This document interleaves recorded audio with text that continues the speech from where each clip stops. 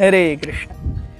तो हम देख रहे हैं इन श्लोकों की श्रृंखला जहां पर अर्जुन के पूछने पर भगवान अपने भौतिक ऐश्वर्यों के बारे में उन्हें बता रहे हैं। हमने देखा पिछले कुछ श्लोकों में भगवान ने बताया किस प्रकार से सारे महत्वपूर्ण चीजों में मैं कैसे आप मुझे देख सकते हैं। जैसे आप दिन में जो चमक रहे हैं उनमें आप मुझे सूर्य जानो, रात में जो चमक रहे हैं उन्हें आप मुझे चंद्र जानो, महर्षियों में मुझे भृगु जानो, देवर्षियों में देवताओं के मुख्य परोधसों में मुझे बृहस्पति जानो, यस, वेदों में मुझे साम वेद जानो। इस प्रकार से ऑल द इम्पॉर्टेंट थिंग्स, सारे जलाशयों में मुझे सागर जानो। इसी श्रृंखला में भगवान आज के श्लोक में कहते हैं, how can you know me. Text 26 of the 10th chapter of Gita, the opulence of the absolute. अश्वत्थः सर्ववृक्षाणां देवर्षीणां च नारदः गंधर्वाणां चित्ररथः सिद्धानां कपिलो मुनिः. Of all the trees I am the banyan tree, and of the sages among demigods I am Narada. Of the Gandharvas I am Chitraratha, and amongst perfected beings I am sage Kapila. हम देखते हैं वृक्षों में भगवान अपने आप को people बताते हैं, अश्वत्थ, banyan tree. पीपल वृक्ष की खासियत क्या है?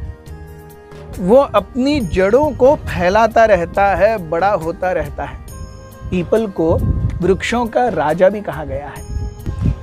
तो श्रीमद् भगवद गीता के 15वें अध्याय में पहले ही श्लोक में भगवान इस पूरे संसार की कल्पना एक उल्टे पीपल वृक्ष से करते हैं। ऊर्ध्व मूलम अधः शाखम अश्वत्थम प्राहुरव्ययम छंदांसि यस्य पर्णानि यस्त्वं वेदस्य वेदवित्। हम देखते हैं बुद्धिज्म में भी भगवान बुद्ध को जिस पेड़ के नीचे बोध गया में निर्वाण प्राप्त हुआ वो भी एक पीपल का ही वृक्ष है। पीपल के वृक्ष की महिमा भी अगाध है।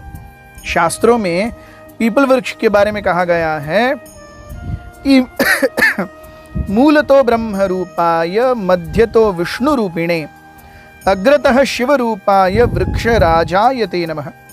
यम दृष्ट्वा मुच्यते रोगैः सृष्ट्वा पापै प्रमुच्यते यत् श्रद्धया चिरंजीवी तम अश्वत्थ नमामि अहम्। तो अश्वत्थ इतना महत्वपूर्ण है, उसके मूल की कल्पना ब्रह्मा जी से, उसके तने की कल्पना विष्णु से और उसकी शाखाओं की कल्पना शिव जी से की गई है। अगर कोई अश्वत्थ का दर्शन करता है, उसे स्पर्श करता है तो पापों से मुक्त होता है। हम देखते हैं वट सावित्री के दिन सारी महिलाएं जो हैं वो वट या अश्वत्थ या पीपल की प्रदक्षिणा करके अपने पति के लिए दीर्घायु होने की मनोकामनाएं करती हैं। सो सारे वृक्षों का राजा अश्वत्थ है। इसलिए भगवान कहते हैं कि मुझे सारे वृक्षों में अश्वत्थ जानो। कलकत्ता के बॉटैनिकल गार्डन में भी हम देखते हैं एक बड़ा अश्वत्थ वृक्ष है जिसका सर्कमफरेंस ऑलमोस्ट 4.2 किलोमीटर्स का है। So there is 4.2 kilometre circumference of that tree, one tree which is supposed to be planted somewhere in 18th से 19th सेंचुरी। लगभग 200 वर्ष पुराना है वो पेड़। सो इस तरीके से भगवान कहते हैं देव ऋषियों में मैं नारद हूं। श्रीमद् भागवत के प्रथम स्कंद में हम नारद मुनि की कथा भी देखते हैं, किस प्रकार से नारद मुनि भगवान के एक महान भक्त हैं, 12 महाजनों में से एक हैं।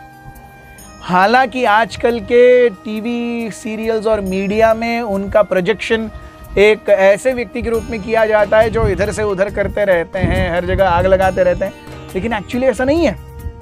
अगर हम श्रीमद् भागवत के मूल स्वरूप में देखें तो श्रीमद् भागवत में आदि से अंत तक केवल नारद मुनि है।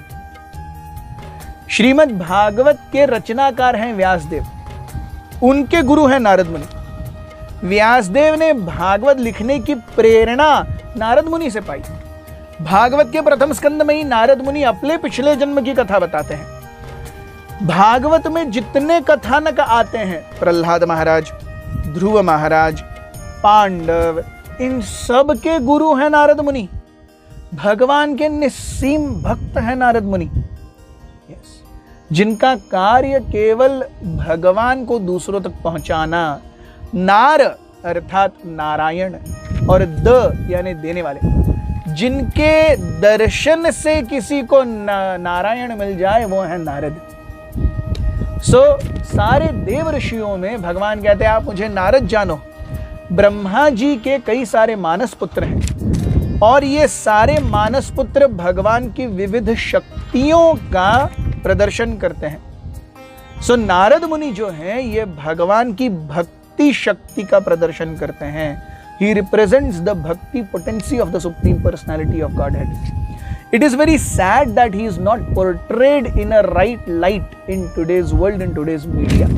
Actually, he is a very exalted devotee.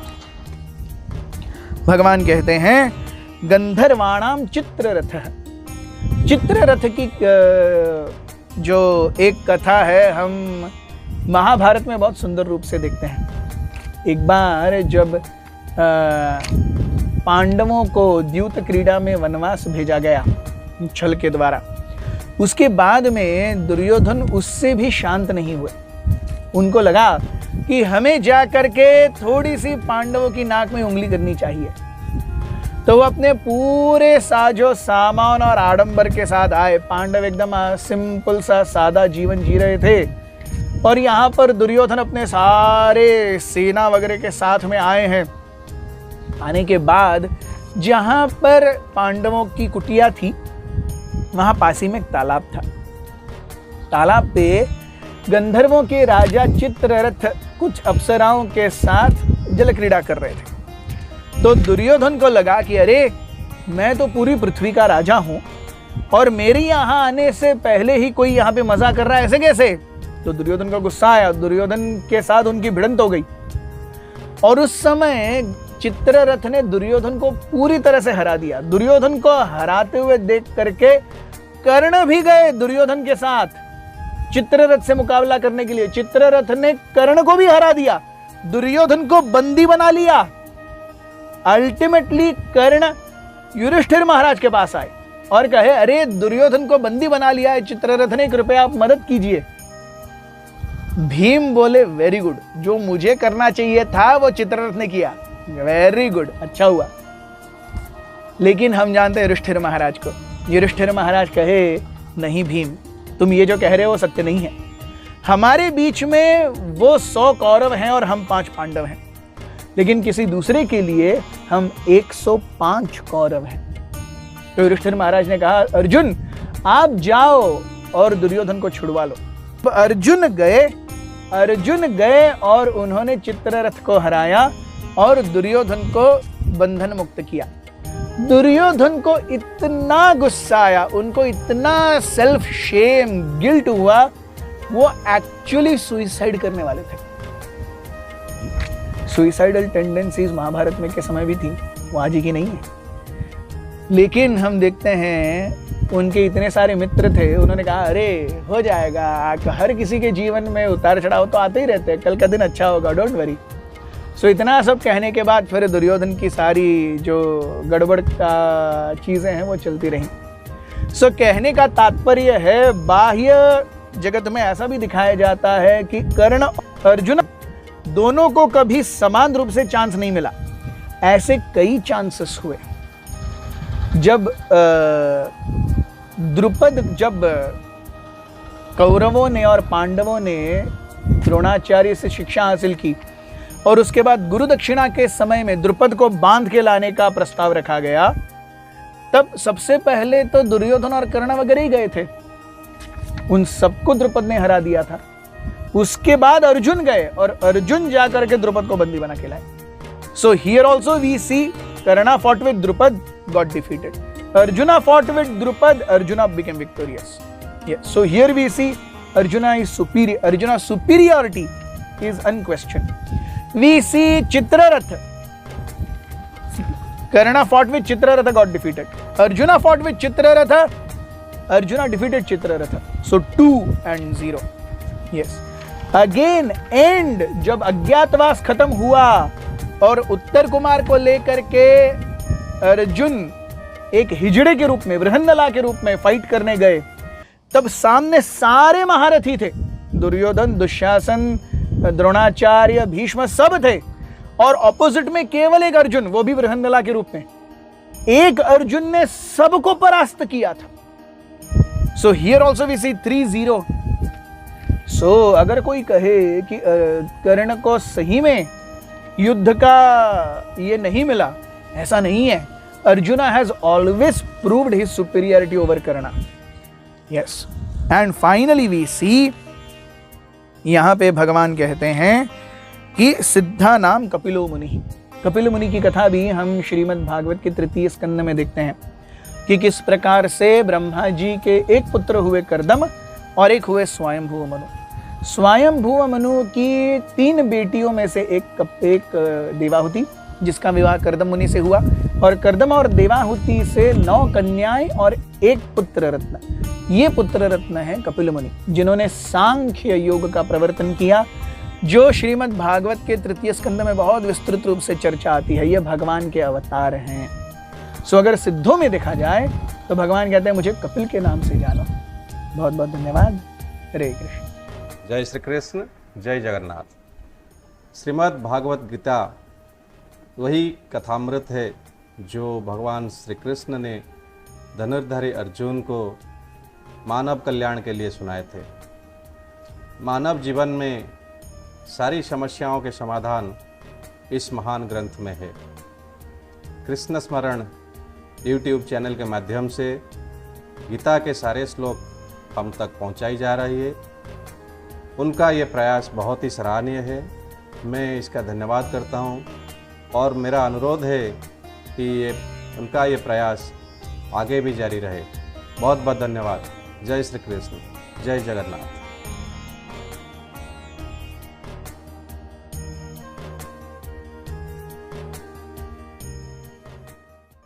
Hare Krishna Krishna Krishna Hare Hare, Hare Ram Ram Ram